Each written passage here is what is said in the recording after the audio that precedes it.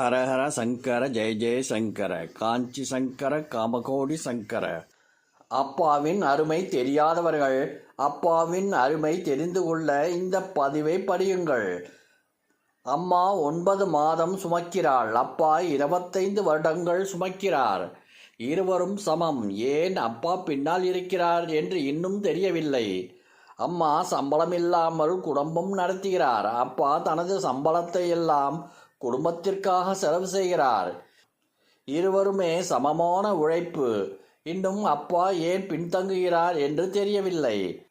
அம்மா உனக்கு என்ன வேண்டுமானாலும் சமைப்பார், அப்பா உனக்கு என்ன வேண்டுமானாலும் வாங்கித் தருவார்.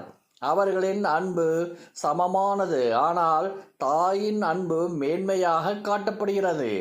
அப்பா ஏன் பின்னால் இருக்கிறார் என்று தெரியவில்லை.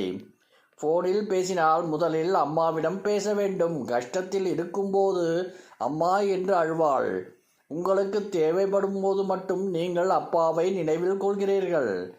ஆனால் மற்ற நேரங்களில் நீங்கள் அவரை நினைவில் கொள்ளவில்லை என்று அப்பா ஒருபோதும் வருத்தப்பட்டதில்லையே.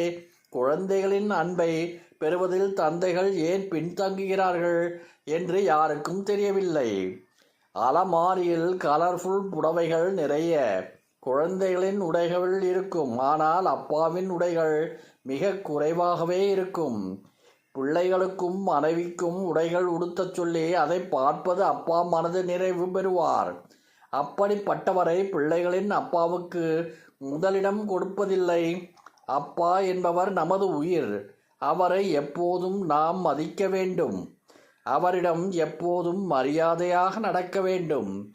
அப்பா இல்லாத குழந்தைகள் இன்னும் தூங்குகிறார்கள். அப்பாவின் நினைவுகளில் தூங்குகிறார்கள். அப்பாவை மதிப்போம்.